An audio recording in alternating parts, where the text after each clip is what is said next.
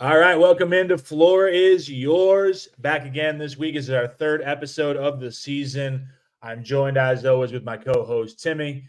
And this week we have another one of our 5 Reasons co-host, Digital Adele. He's been on the platform now for a couple of months. He jumps in with us in the summertime. He's been doing his own stuff on his YouTube channel, so I'll let him plug that later.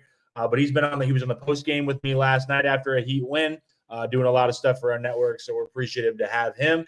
And today we are going to talk general NBA. So on this channel, more often than not, you get just a lot of Heat content. And when you get a lot of Heat content, sometimes it's like, all right, we get so caught up into like looking at it from one perspective.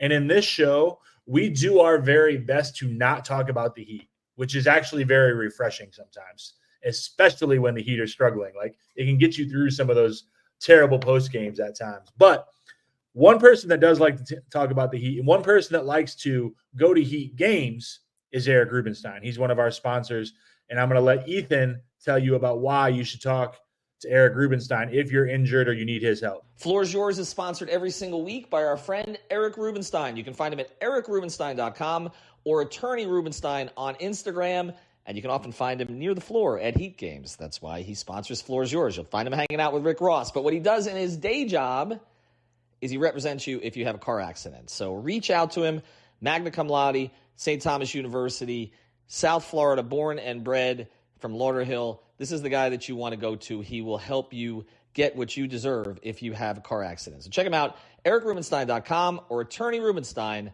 huge Miami Heat fan. Check him out today. All right. Thank you, Eric Rubenstein, for your sponsorship of Floor is Yours, keeping everything running here. So we are going to go through and talk about quite a few NBA topics. We actually have some things that are happening as we record tonight on Tuesday night that we're going to jump into also.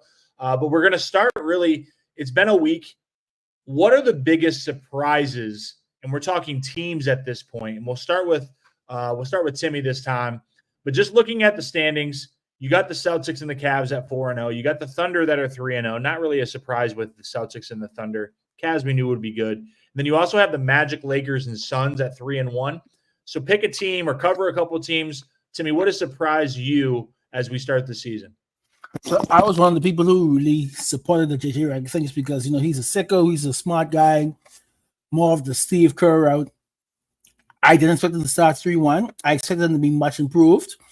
But just one loss. I'm kind of proud of what they did there. They've been saying for years that they brought in AD to be the number one option and let LeBron take a step back. But finally, the proof is in the pudding. This is one of the lowest usages in LeBron's career. I like what they have there with LeBron, AD. Ryu, even though he's a chucker, like AD and LeBron are so good at what they do, you could balance out. You just see someone like that. So I'm interested to see how it progresses. I've seen them run more plays in these first 4 games that Darvin Ham ran the entire 2 to 3 years he was there. So, and also too, there was this, fair that Redick had just retired. How would these guys take to him? Would he be seen as LeBron's podcast buddy, or would they get the respect? Well, clearly these guys are buying in, but it's good to buy in when things are going right.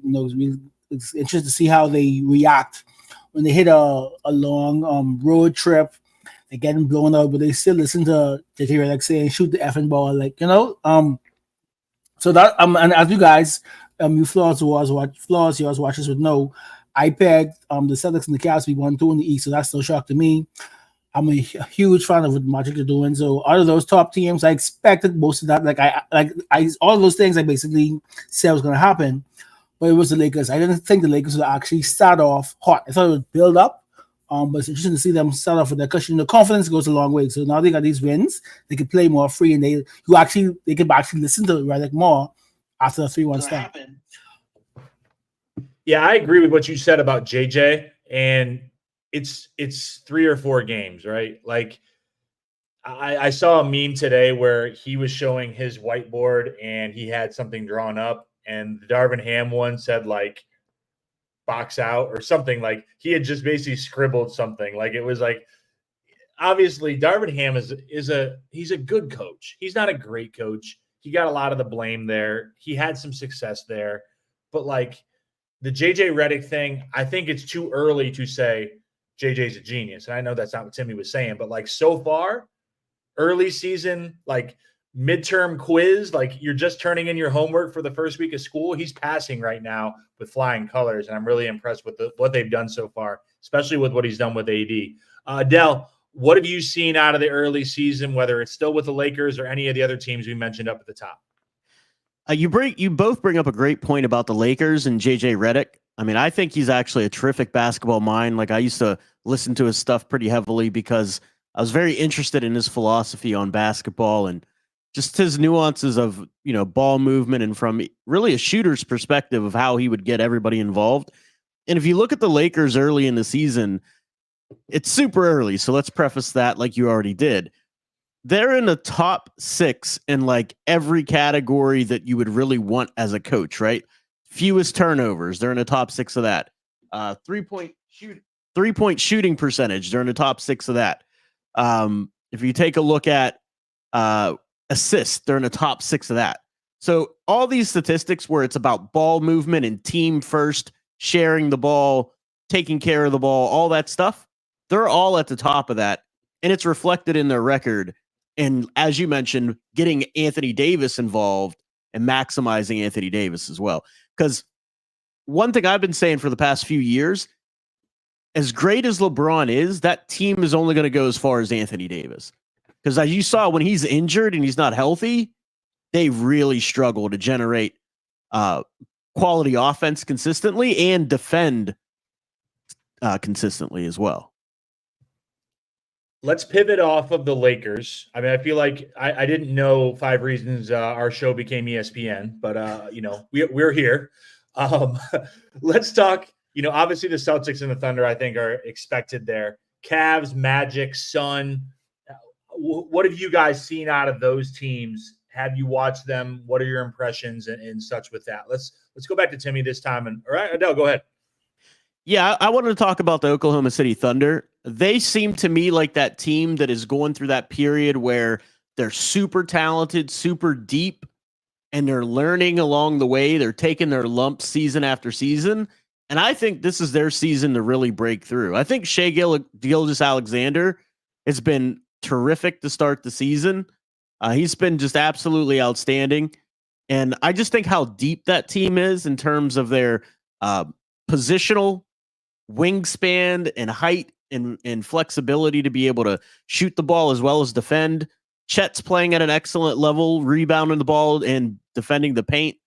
I just think they're so deep and versatile. I think they're for real. I think they're going to stick in that top group. And I think they're going to make a lot of noise come playoff time. I know it's early, but this is actually based on their sample size for a couple of seasons, not just this particular season. Timmy, who's impressed you besides the Lakers out of that group? We didn't mention them, but I know they're only 1 and 2. But the Hornets have a completely new offense. I know they got that new coach from the Celtics.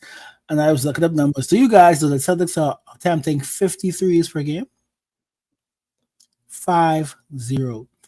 And then let's realize the Hornets are 4th in 3-point attempts this season. And it might not be like wow right now, but they look like a brand new team. And we've been saying for years they need a new culture. Maybe Kemba's assistant coach is the right amount of vibes they need, but I just like what they're doing. I know as a conference, they've been the bottom dweller of that division for the longest. But I like what I've seen out of them. And the Suns are, like I said, as advertised. I don't really like the Durant at the backup 5 minutes. I think you paid both if you want someone who could do those type of unicorn things. I just don't think that's healthy for Durant going forward, but they look pretty good. All these players always have this big burst after the Olympics, and I think Booker and KD are laser focused. I like what Tyus is doing.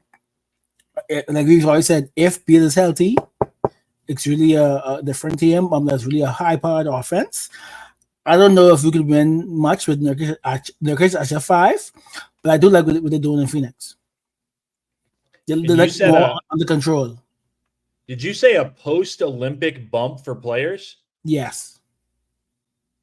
Never mind. You have to listen to 5 on the Floor if you want to talk about that one, because that's That's what we call a teaser in the industry because there's someone that's not having quite a bump right now.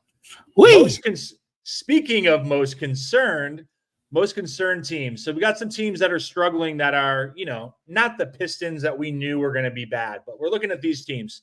Nuggets, Sixers, Knicks, Kings, all 1-2. Bucks, Pacers, 1-3. Which of those teams are you most concerned about with their early season struggles, Adele? I would say the most concerned for me would be the Milwaukee Bucks because of the chemistry issues between Damian Lillard and Giannis Antetokounmpo. I mean, if you can't have your two best players on the same page, it's going to be very difficult for you to be a successful team. And one of the things too about the Bucks is they don't really take care of the ball for a team that's supposed to be an elite team. They're about midway through the pack when it comes to turnovers. Turnovers is a big stat for me because when you don't take care of the ball, unless you're a juggernaut, absolute juggernaut offensively, it's going to be very difficult for you to be able to win games. So if you start looking at that combination that group has, I just don't think they fit. I don't think they have the chemistry. And I'd be really interested to see how that plays out, like as far as Damian Lillard and Antetokounmpo being able to either come together or if they don't and it just completely falls apart.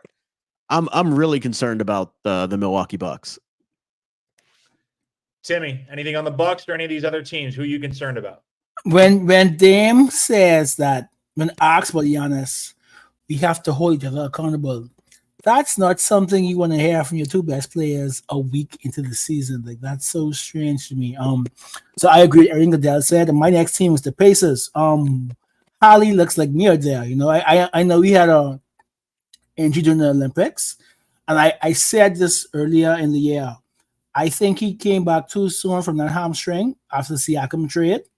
He didn't look like himself at all up until the playoffs. And it came out after the Olympics that Holly did have a very bad foot injury, and that's why he was benched. And he looks the part now. So I like what Siakam was doing. I like what Neymar is doing. The team looks okay, but Holly is the engine. Like they go where he goes. He's supposed to be the purest, the young pure point guard. And nothing, and he has range from the logo, but nothing is going from. I think he's shooting like 30% from the floor, 11 points, like 5 assists. Like, doesn't matter what the team does if he can't push them. So I don't know if he just didn't get to train properly because of the injury. Is he still hampered and he's trying to gut through it? I don't know, but they are concerning to me. And just to add on the point, Middleton had double ankle surgery. Like, I don't think he's coming back as soon as we think he will. So right now you're starting Trent and Prince. Does Brook Lopez still shoot threes? Like, I haven't seen him with my own eyes hit a three yet for the season. I've seen him missed a lot. So those two things are very concerning. That is why the East is so wide open, And you didn't even bring up Halliburton's off-the-court issues with his late-night escapades. So that's something also to monitor. On this show, this is the type of stuff we can pull into. Adele, any other teams you're concerned about, or Timmy, before we close the chapter and we move on to talking about some players? I'm not as concerned about the Sacramento Kings, except for the fact that De'Aaron Fox has not been extended. He hasn't accepted that extension. So that signals. Did you see his quote, Adele? Did you see his quote? I didn't see his quote. So basically, he brought up Bam and Tatum as his draft mates and said he didn't take because at least Tatum went to 2 finals. Actually, I take that back. I did hear that. Bam went to 2 finals. Yes. Basically saying we ain't do nothing, so what I accepting the extension for? Right. So whenever you have your best player putting that kind of pressure on the organization, if they don't provide results and they start out slow, that kind of thing can spiral. The dissatisfaction, discontent, start pushing to be traded. That could get bad. That could get ugly. I'm not so sure about his character in terms of being able to cause a stink, right? Because you saw what happened with Dame Lillard. He wasn't really one to cause a stink. So it kind of drug out, and the GM did what he wanted in the end. So we'll have to wait and see on that. But that does have me concerned for the Sacramento Kings. All right, as we move out of the talking about teams and talking more individually, let's start with players that we've seen so far that have impressed us. So, you can go any direction with this, whether you want to go rookies, whether you want to go proven stars, guys that are making leaps. Obviously, there's been some really impressive individual performances. Last night, we talked about Paolo a little bit with his performance. It's Nikola Jokic the other night, just basically eking by a win with 40-something points. I'm going to go back to Adele, and then we'll go to Timmy second. Who has impressed you so far this early season, first week? I'm going to talk about two people. So the first one's going to be Paolo, because for him, I think he's turned a corner in his mentality. He's a very big body that used to just hang around on the outside. Something that I've noticed that's different this season is he is committed to getting in the paint and using that big frame and punish defenders. And if he can do that, he's scary because he's a big man that can move. And he's got a decent outside shot as well. So Paolo's somebody that's really impressed me early in the season. As long as he can keep up that mentality and aggressiveness and attacking, yeah, watch out for him. The second one, because my channel is all about college to the pros draft picks, right? So one of the people that I was following and did a lot of draft work on outside, I do a lot of draft work on all of them, but is Yves Missi for the Pelicans. He's playing a big role early for the Pelicans, and that dude blocks shots. He rebounds, nonstop energy, sets good screens. And for a rookie to come in and have a rotation spot already, playing those kind of minutes, contributing already, I think that's very impressive for a draft class they said was one of the weaker ones, and he wasn't even a top 10 pick. So I find that to be very impressive. I miss my fellow degenerate Brian Fonseca. He's not on with us right now. Usually we'd be sweating out bets right now, and I did have either last night or 2 nights ago Yves Missi over 1.5 blocks that hit. I think he had 2 or 3. So shout out to Brian. Obviously missing Brian. He's busy with work, and we'll get him on here eventually. Timmy, who's impressed you so far early season? So when the trade happened, everyone thought that the Murray trade was going to be such a downgrade, but I think Dyson Daniels is the perfect backcourt mate for Trae Young. He hurt his hip last night, so he's out tomorrow night. But I think it's like 15 points, 3 steals, 5 assists. Like he over 6'7", he could guard from 1 to 3. He can shoot. He hustles. He cuts. I just think like I saw everyone saying, "Oh my goodness, this is a tank, but he's a much better fit next Trae Young for a guy who was basically a Cohen. He does so well, and I think that he probably going to be one of the steals of any betting the draft. He's going to be a surprise player for the entire season. He impressed me a lot in Atlanta. He's 4th in the league right now in steals per game is Dyson Daniels. Long, lanky, athletic. I mean, just absolutely disruptive. I agree with that. That's a great person to have next to Trae Young, who obviously has his limitations on the defensive end. Offensively, Trae is balling out. He's spearheading a great offense. Jalen Johnson there has been playing well. I think that they're a sneaky team that can be in that mix at the bottom, middle part of the East. I really do feel like they have a chance to put things together there. Let's flip it and talk about players, maybe a little bit on the struggle bus, maybe coming in slow, not impressing us so far, not an indication that maybe this is going to continue all season, but after 1 week, who are you a little disappointed in coming out of summer break? Let's start with Timmy this time. Idris Adebayo. Uh-oh. All right, Timmy. Even though I thought he played. Hold on, Timmy. Let me make sure. So when we clip this, you get the whole screen. Go ahead, Timmy. Yeah, I mean, I love what Bama's doing, but I just expected more shots. But I guess you have to get used to a new offense. Terry and Hero and Jimmy all wanted to get their shots. But I just expect, as again, the post of the Big Bob, I was expecting Bam gonna be there more hub spots for him. Maybe but it just feel. But I mean, I guess it's only one week, so we're gonna judge it like the rest of it and say, oh my goodness, he's washed, But I just expected a bit more in the first week, like especially that Paolo game. I expected him to like go back at Banchero, but I'm not worried at all. I think he's be excellent. I just expected a bit more. My fantasy team did too in the first week. Yeah, I mean, look, I unfortunately tried to post something somewhat. I felt like a decent post. I said something about Bam last night. Really wasn't at his best. His stat line last night was 12-10, 4 assists, 3 steals, 3 blocks, 6 stocks. Like, he was very active on defense. They got a win. He had a double-double. It's not a great stat line. He didn't score 28 points or anything like that. And people were at my neck all day today. Somehow I got it into a must have been on a Celtic forum. They're coming at me about the Celtics. I'm like, I don't even understand. All I said was he just wasn't at his best, but it was still a good game for him. Not a great game, but a good game. I agree with Timmy, though. I'm not concerned. I'm just like, I would have expected more. I wanted to see the 3 ball. I wanted to see different things. And it just kind of seems like he's not figuring it out right now.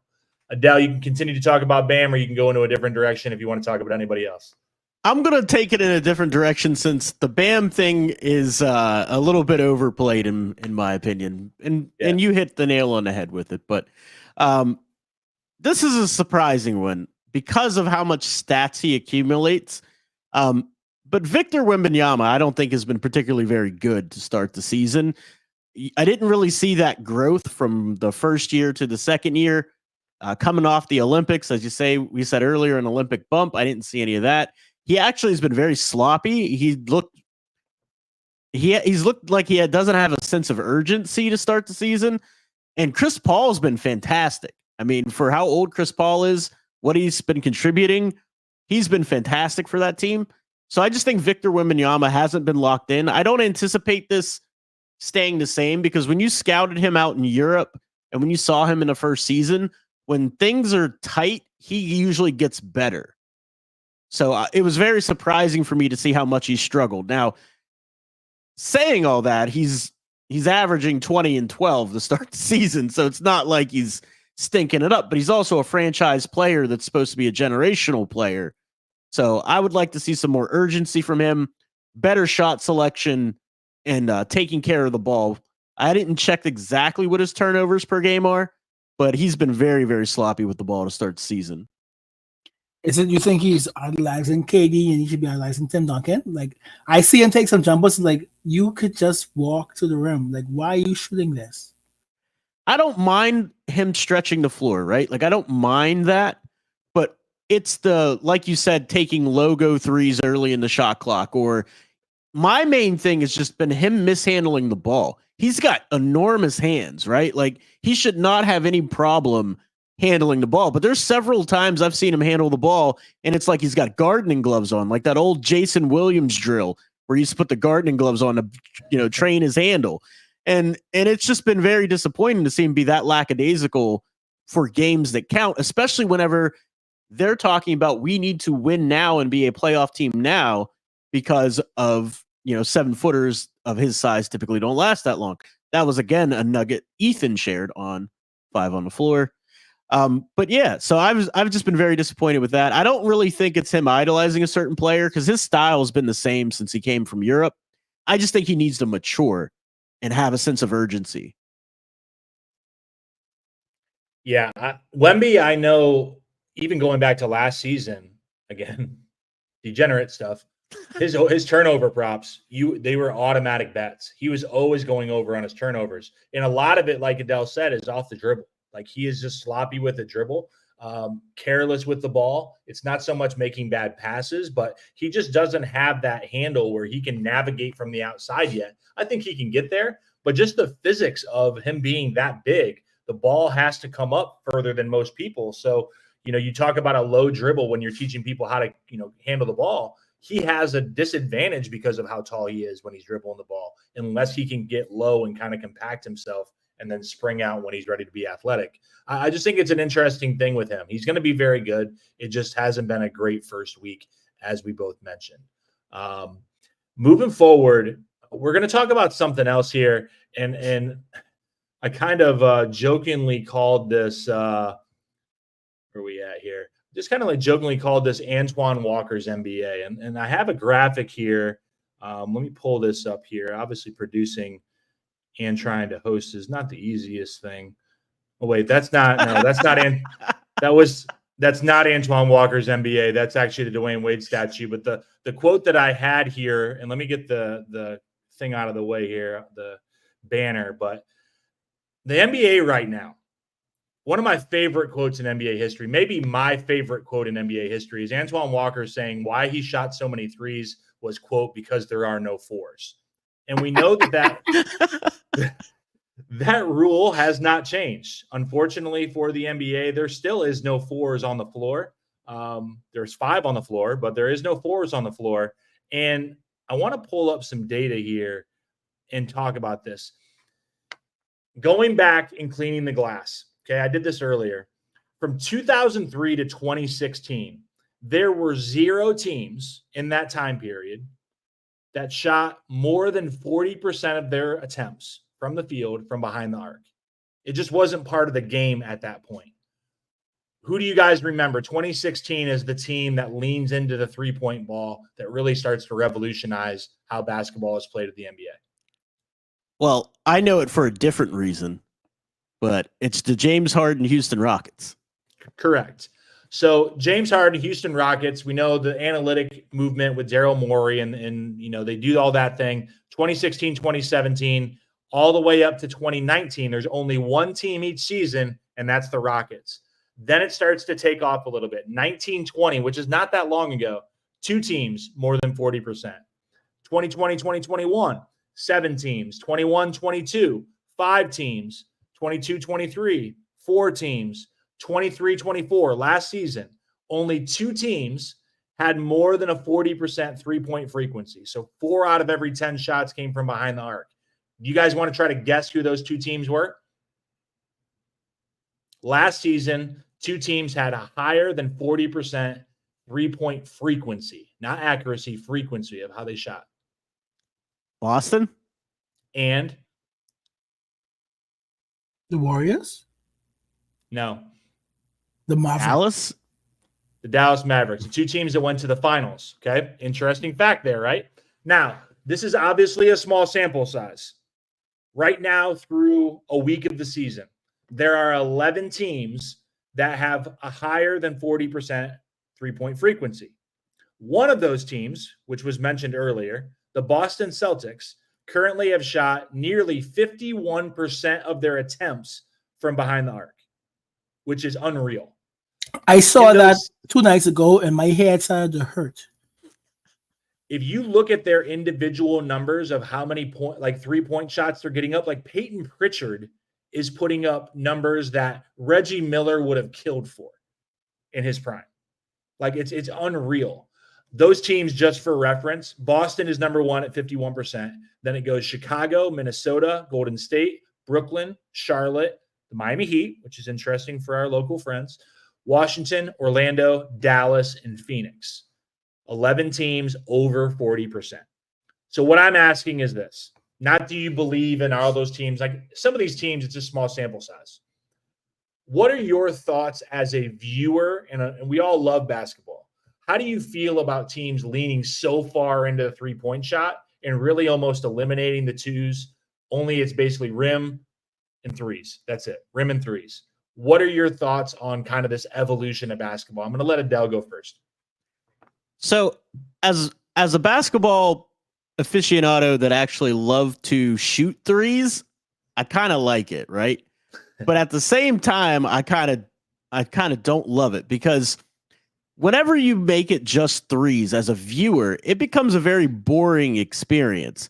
You have an offense where, especially most of these offenses are getting to threes early in the shot clock as well, I would imagine. I didn't pull the data, but I would imagine they're doing this very early in shot clocks as well, so that you get the pace going. And so for a viewer, I could find that to be a lot less appealing in terms of, physicality, because you take the defense and the physicality out of it. You don't really get as many high-flying dunks and individual one-on-one battles, so you don't get that narrative that builds throughout the game of this player going at that player. It's hard to get those narratives. So as a viewer, I could imagine it's not as pleasing to watch. From a basketball standpoint, it is definitely a very effective method if you have the shooting to do it. What bothers me is a team that attempts to run this style of offense when they don't have the weapons to facilitate that working. And that's where you start to see a problem and a disconnect between results and just a bunch of attempts. Like going back to your Peyton Pritchard thing, he leads the Boston Celtics in makes, 3-point makes. Like he's the leader in that for them, which is super surprising. But then you look at a team like the Golden State Warriors, you have Steph and you have Buddy Hield, and for years they had Klay Thompson. So, like, of course, it was going to look great, and they were going to get a lot of, high results out of it. So, I just think it's one of those things that you got to be very careful of you implementing this strategy. If you don't have the people to fully maximize it, it has to be like a hybrid of this strategy for that to work, in my opinion. Timmy, what's your thoughts on this kind of new style of basketball in the NBA right now? Since you all went technical with it, I'll go with the Fuel's point of view. I actually don't mind watching. What I do hate is the constant blowouts. Like, it's not fun as a fan to watch 40 and 50-point blowouts, but I would say a 20-point lead in the first quarter is now the fakest thing ever in the NBA. Like a 20-point lead, you might as well be up by 9. I don't mind it. Like I remember one of my best years watching the basketball was like, I think it was like the We Believe Warriors, like those fast paces. Like I like that. And that's what I play in 2K, right? But I do think that, and we always see at the end of the season, the teams who win are the ones who can hit that mid range when they need to, because those legs get pretty tired in the playoffs. And someone I didn't bring up, Maury Ball kind of sell all of this, right? The rim and the 3. But Harden is taking plenty mid-range this year and looking good. So it's like he knows, and Durant and Booker did last year. They hit enough threes, but the teams who have stars or even role players who can hit that midi I think will progress further in the playoffs. But I like the offense. I like to see them get up and down the floor. I just hate that there's no more. Me as a guy, like when I was in college, I was a defensive guy, so I hate to see that the defensive player is like dead now. Like if you touch a player too much, it's a foul. So I don't know how we could balance that, make it where you could play some defense, but overall, I think it's exciting for the game. I'm not like those who said last week, "Oh, the NBA is dead." I think it was Nick Wright who said, like, this is over. This is ruining the game.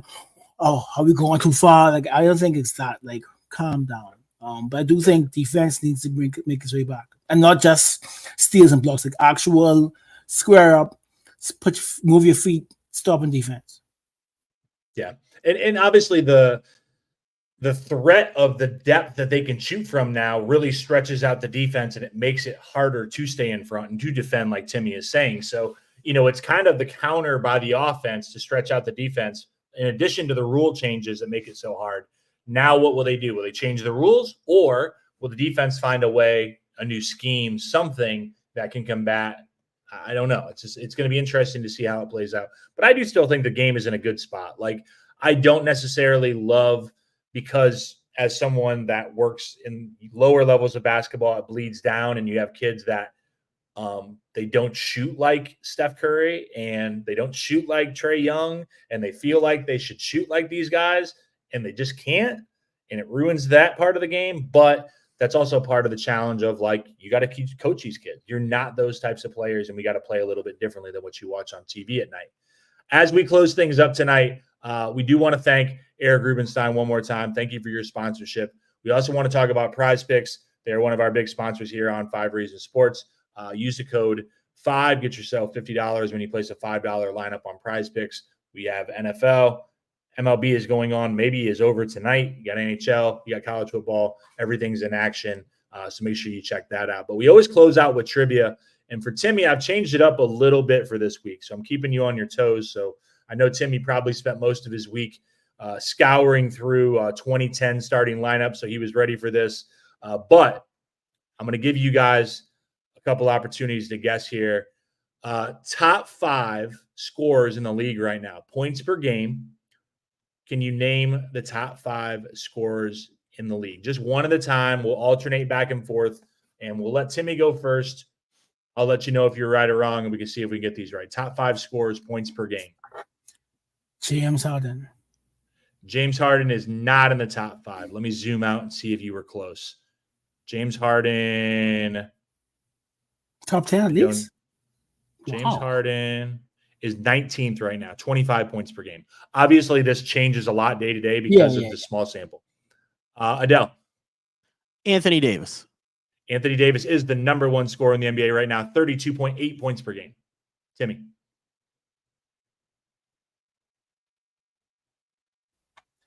I feel like my whole life is a lie right now. Ant. Ant is playing right now. He's at 13th right now. He's tied with Luka at 27.7 points per game. I know who it is. I hope that doesn't say it. It's not an easy top 5, to be honest with you. I'm not gonna lie. I know who it is. So go. I tried to put on a front, but it's Nikola Jokic. He's number 2.